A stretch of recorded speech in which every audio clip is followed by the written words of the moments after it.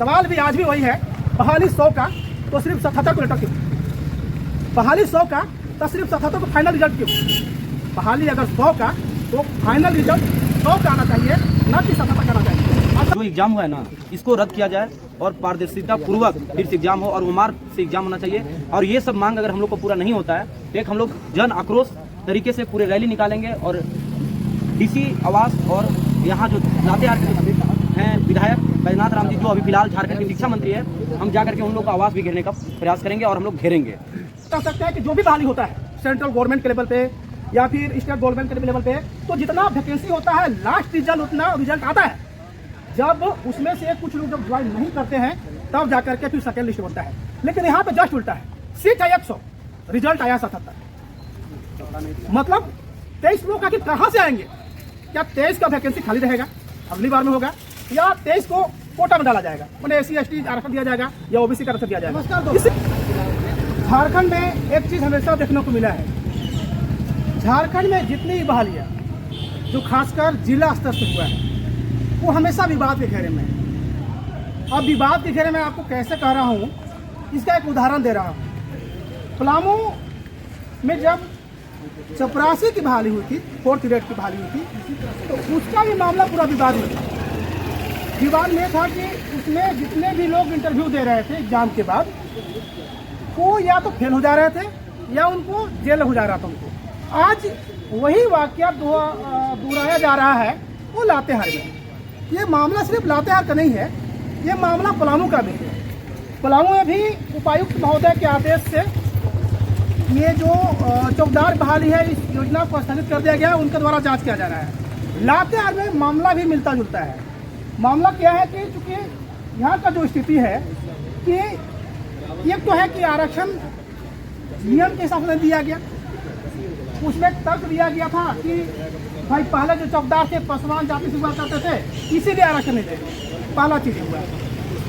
दूसरा यह हुआ कि जो भी लड़का, मुझे बड़ा इत्तेफाक है कि एक बार रिजल्ट जारी नहीं होता है।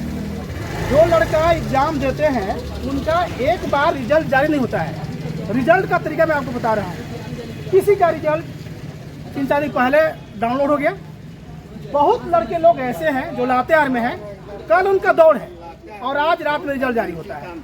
अब आप बताइए कि जिनका कल दौड़ है और पता नहीं है कि इनको कल दौड़ होगा और रात में उनका एग्जाम रिजल्ट आता है कि नहीं भैया आपको भी दौड़ना है कल, तो ऐसे लोग कैसे तैयारी करेंगे?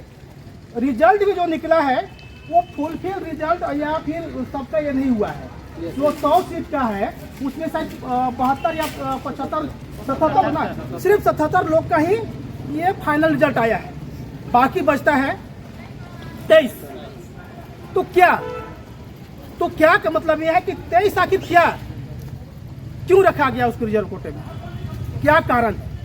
क्या उसमें भी कोई पिछले दरवाजे से आएंगे या उसको पारदर्शी किया जाएगा?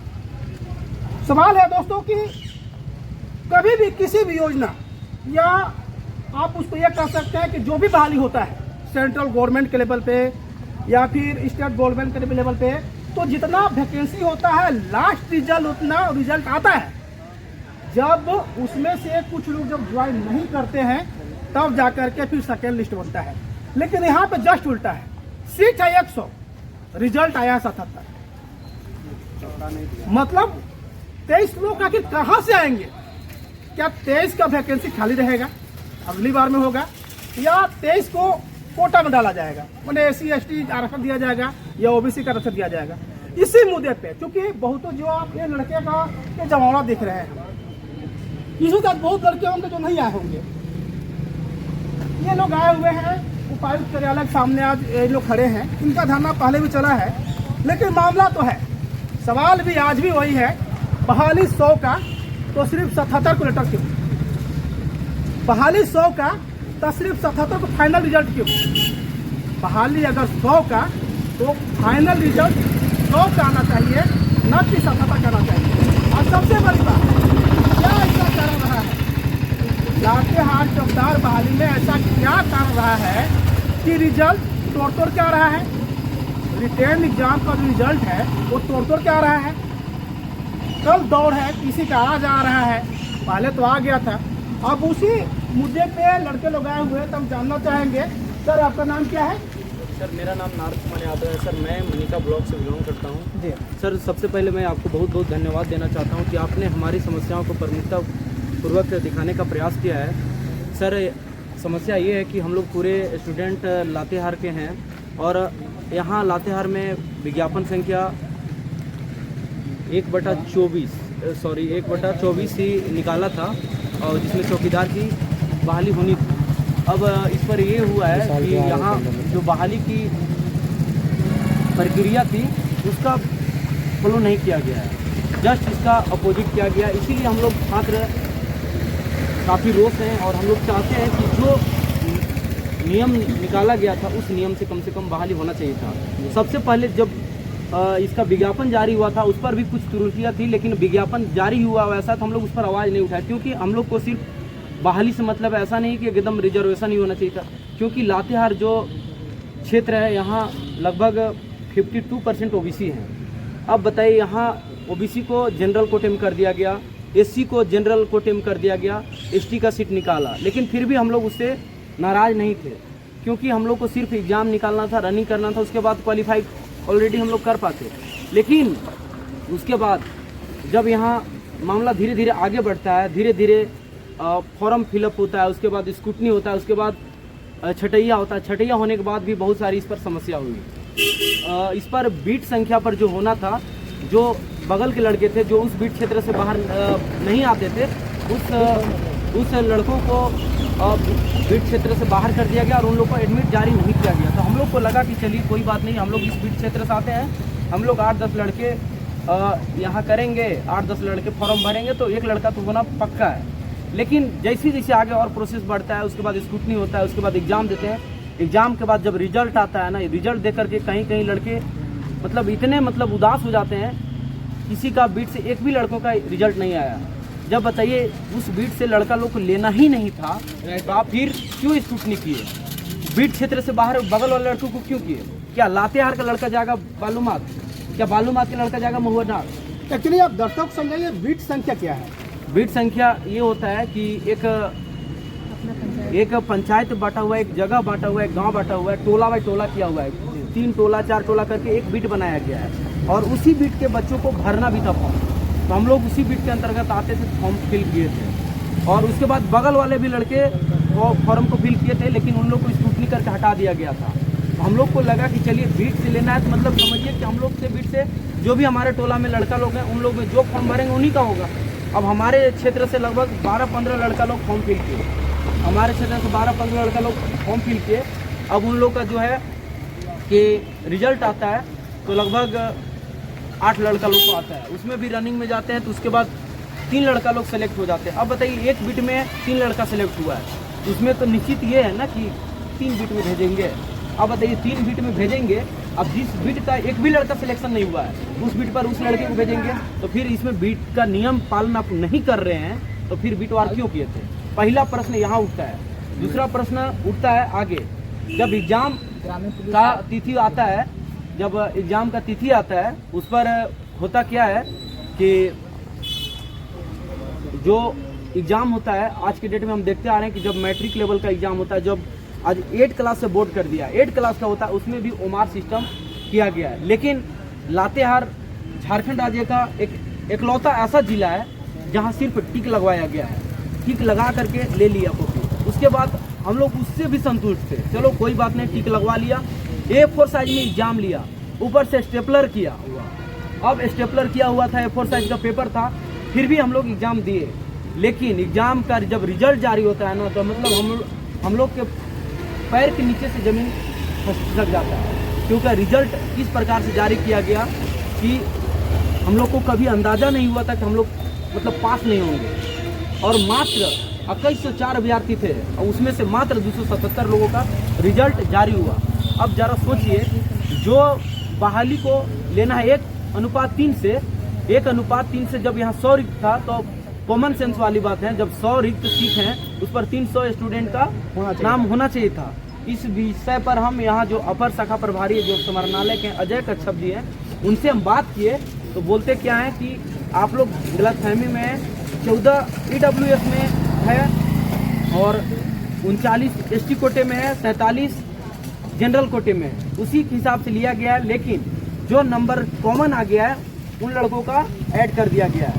तो चलिए हम उनका भी बात को स्वीकार कर लिए, चलिए कोई बात नहीं है। लेकिन EWS में बच्चे आते कौन है? जो आर्थिक रूप से कमजोर होते हैं। हम मनिका प्रखंड से आते हैं, मनिका प्रखंड में बार बार कार्यालय के चक्कर लगाते लगाते थक गए EWS बनवाने के लिए। तो वहाँ के जो ऑपरेटर हैं, CO हैं, उन लोग का एक ही कहना है कि सिर्फ जनरल जाति लोग को बनता है। अब बताइए, झारखंड राज्य के 5 जिला ऐसा है जहां OBC का आरक्षण 0 है। जब OBC का आरक्षण 0 है, जहां आरक्षण नहीं मिलता है, तो झारखंड सरकार ने भी नियमावली 2023 में बनाया है कि EWS में इन लोग का सर्टिफिकेट बनना चाहिए, वहां भी नहीं बना। फिर भी हम लोग चुप रहे। रिजल्ट जारी होता है, हम देखते हैं कि जो 277 बच्चों का रिजल्ट जारी हुआ है, बाकी बात का नहीं हुआ है। लेकिन सेम पलामू जिले में, पलामू प्रमंडल में 3 जिले आते हैं, लातेहार, गढ़वा और पलामू। ये तीनों जिले जो है, इसमें ये ओमार सीट से एग्जाम हुआ था, और ओमार सीट से जब एग्जाम हुआ तो रिजल्ट सभी का जारी किया गया। लेकिन जस्ट अपोजिट यहाँ लातेहार में हुआ है, सिर्फ वही बच्चा का रिजल्ट जारी किया गया है जो पास थे। ये लातेहार उपायुक्त महोदय कहिए, लातेहार DC महोदय कहिए, या लातेहार के जो भी कर्मी हैं, उन लोगों के द्वारा जारी किया गया कि मात्र 277 बच्चों ही पास किए हैं। और उस पर जो बना हुआ था विज्ञापन में, जो नियमावली बना था, उस पर लिखा हुआ था 30% लाना अनिवार्य है। 30% हम लाते भी हैं, फिर भी हमारा नंबर तो क्यों नहीं करवाया गया। मैं दावे के साथ चैलेंज किया कि एक टेबल पर हम बैठ करके टॉक करेंगे। अगर जो लड़का पास किया है, अगर उससे मेरा एक भी क्वेश्चन कम हो जाएगा, तो झारखंड का कोई हम एग्जाम का बहाली जो होता है उस पर हम नहीं बैठेंगे और एग्जाम हम नहीं देंगे। अब उस पर जब हम लोग टॉक करने लगे, तो अकबकाहट में यहाँ जो लातेहार के CO जो हैं, लॉ एंड ऑर्डर का मतलब बात रखते हुए, और लातेहार जो SDM महोदय हैं, ये सब आए, बोले बाबू धरना नहीं देना है, धरना दोगे तो बहुत दिक्कत हो जाएगा, ऐसे वैसे। तो हम लोग देखिए स्टूडेंट, हम लोग चाहते हैं कि हमारे साथ कुछ इस प्रकार के अप्रिय घटना ना घटे जिससे हम लोग को नुकसान हो। तो हम लोगों ने कहा सर आप ही लोग बताइए क्या करना होगा। तो उन लोगों ने कहा कि चलिए कोई बात नहीं, आज हम आप लोग का रिजल्ट जारी करवा देते हैं। जब रिजल्ट जारी करवाते हैं, उस पर भी हमको देखने को मिलता है जो हमारे साथ प्रोटेस्ट कर रहा था वो लड़का, उसका 10:52 पर देखते हैं कि 6 लड़का का रिजल्ट जारी कर दिया गया। 6 लड़का का जब रिजल्ट जारी हुआ तो हम लोग को और उससे मतलब समझिए तो यही साबित हुआ कि जो रिजल्ट जारी किया गया था वो पूरी तरह से पारदर्शिता के साथ नहीं किया गया। चलिए, क्या चाहते हैं आप ये रिजल्ट के बारे में? सर, इस रिजल्ट के बारे में हम यह चाहते हैं कि सभी हमारे साथ और अन्याय किया गया है। ये सबसे बड़ी चीज एग्जाम लेने का तौर तरीका बिल्कुल गलत था। उसके बाद जब रिजल्ट आउट हुआ तो सर सबका रिजल्ट आउट होना चाहिए था, रिजल्ट आउट होने का भी तरीका गलत था। तीसरी सर गलतियां हैं कि सर हम लोग जब यहाँ पर धरना प्रदर्शन किए, उसके बाद 10 बजे के बाद सर फिर से रिजल्ट जारी किया जाता है ना, रात में। उसमें सर EWS का भी अलग से नाम जोड़ा गया और सबका रिजल्ट आउट हुआ। ये बहुत हमको अच्छा नहीं लगा। धरना देने के बाद ऐसा किया। आपका भी इसमें 14 बाल में रिजल्ट आया है क्या? तो आप क्या चाहते हैं? हम चाहते हैं गलत बोल रहे ना, जैसे मेरा थोड़ा नंबर कम आया है। मेरा दावा साथ कहते हैं कि मेरा नाम पहले हम बता देते हैं, मेरा नाम सतवंती कुमार हुआ। मैं लातेहार ब्लॉक से ही बिलोंग करती हूँ और हम चौकीदार के मतलब एग्ज़ाम दिए थे। तो एग्ज़ाम से हमको ऐसा लगा था कि हम रिजल्ट पास कर देंगे पूरा, मतलब मेरा नंबर 26 से ऊपर था। मगर फिर भी यहाँ हम आकर बोर्ड देखे, रिजल्ट आया तो देख रहे हैं कि मेरा 30 से भी कम नंबर है। तो हम लोग यहाँ पर धरना दिए, पूरा ग्रुप में मिलकर धरना दे रहे हैं। तो यहाँ पे मतलब कॉपी को जांच कराने के लिए बोले गए, तो कॉपी जांच करने के लिए बोले कि शाम को भी जांच कर दे देंगे, तो उसमें भी कॉपी जांच नहीं कराया गया। और वो कॉपी जांच नहीं कराया। पहला मेरा मुद्दा यही है कि हम लोग जो बीर क्षेत्र के थे वो 51 बच्चा एग्जाम दिए हैं और उसमें लिखा हुआ नोटिस में 1/3 को लिया जाएगा, जिसमें एकमात्र हम लोग का बीर क्षेत्र से लिया गया, मतलब एक बच्चा को लिया गया। 51 बच्चा में 1/3 एक ही बच्चा होगा? नहीं तो ये कहाँ कैसा है? तो 51 को बच्चा में 1/3 को लिया गया है और एक ही बच्चा को रिजल्ट दिया गया है। ये सबसे घोर अन्याय किया गया है। हमको पूरा एकदम लगता है कि यहाँ पैसा ले लेकर, घूस ले लेकर यहाँ के सब कर अध्यक्ष लोग, सब प्रभारी लोग यहाँ पैसा ले लेकर, घूस ले लेकर सबको दे। आप लोग का क्या मांग और आपका क्या मांग? हमारा मांग है कि इस परीक्षा को रद्द किया जाए और OMR शीट में दोबारा से एग्जाम कराया जाए, क्योंकि हम लोग जब एग्जाम देने गए तो हम लोग सोचे थे कि OMR शीट में होगा। जब हम लोग एग्जाम देने गए तो देखे कि सिर्फ पेपर में क्वेश्चन में ही टिक मारने के लिए था ऑप्शन। तो हम लोग टिक मारने के बाद देखते हैं कि हमारे इसमें 20 क्वेश्चन ऐसा है कि जिसमें हम सही कर सकते थे, लेकिन हम गलत टिक मार दिए। अब हम क्या कर सकते हैं? अब हम इसमें फंस गए। अब तो हम भाई फेल हो गए ना। तो यदि वो OMR शीट में होता एग्जाम तो हम फेल नहीं होते, ऐसा हम सबका मानना है। क्योंकि हम लोग उस समय हम अपना क्वेश्चन में ही टिक मारते और अपना पढ़ते। चौकीदार परीक्षा रद्द करो, रद्द करो, रद्द करो। चौकीदार परीक्षा रद्द करो, रद्द करो, रद्द करो। चौकीदार परीक्षा रद्द करो, रद्द करो, रद्द करो। चौकीदार परीक्षा रद्द करो, रद्द करो, रद्द करो। चौकीदार परीक्षा रद्द करो, रद्द करो, रद्द करो। मांग है, चूँकि मामला बहुत सारा चीज गड़बड़ हो चुका है और जिस हिसाब से रिजल्ट आया था उस हिसाब से रिजल्ट नहीं आया है, तो क्या मांग है आपने? सर मेरा मांग यही है कि यहाँ पे बहुत बड़ा धांधली हुआ है। जैसे कि हम ये चौकीदार का कैंडिडेट है, जिसमें हम यानी कि रिटर्न भी निकालें, एग्ज़ाम भी निकालें और अपने बीट पे एक लोटा रनिंग भी निकालें। इसके कौन सा बाद बीट नंबर था 4/49, जिससे मैं एक लोटा रनिंग भी निकालें और मेडिकल भी फिट थे। इसके बावजूद भी मेरा बीट खाली रहा और हमको नहीं लिया गया। नाम क्या हुआ आपका? मेरा नाम नीरज गंजू हुआ, बालूमाथ प्रखंड। अच्छा, 4/49 बीट नंबर। नाना जी, आप और क्या कहना चाह रहे थे? देखिए, हम लोग का एक ही मांग है कि जो एग्जाम हुआ है ना, इसको रद्द किया जाए और पारदर्शिता पूर्वक फिर से एग्जाम हो और OMR से एग्जाम होना चाहिए। और ये सब मांग अगर हम लोग को पूरा नहीं होता है तो एक हम लोग जन आक्रोश तरीके से पूरे रैली निकालेंगे और DC आवास और यहाँ जो लातेहार के जो हैं विधायक बैजनाथ राम जी, जो अभी फिलहाल झारखंड के शिक्षा मंत्री है, हम जा करके उन लोग का आवास भी घेरने का प्रयास करेंगे और हम लोग घेरेंगे। झारखंड चौकीदार बहाली रद्द करो, रद्द करो, रद्द करो। लातेहार चौकीदार परीक्षा रद्द करो, रद्द करो, रद्द करो। लातेहार चौकीदार परीक्षा रद्द करो, रद्द करो, रद्द करो। अगर हमारे मांगे उपायुक्त के द्वारा अगर नहीं मानी जाती है तो हम सभी के द्वारा उपायुक्त का आवास और शिक्षा मंत्री का आवास घेराव किया जाएगा, घेराव किया जाना चाहिए, किया जाएगा। दोस्तों, आप देख रहे हैं कि अभ्यर्थी में रोष है और रोष होना लाजमी है।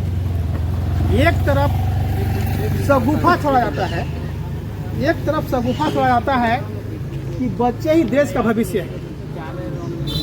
एक तरफ शगुफा छोड़ा जाता है कि बच्चे ही देश का भविष्य है और वही दूसरे तरफ जब बात अधिकार की आती है तो पदाधिकारी सुनते नहीं हैं।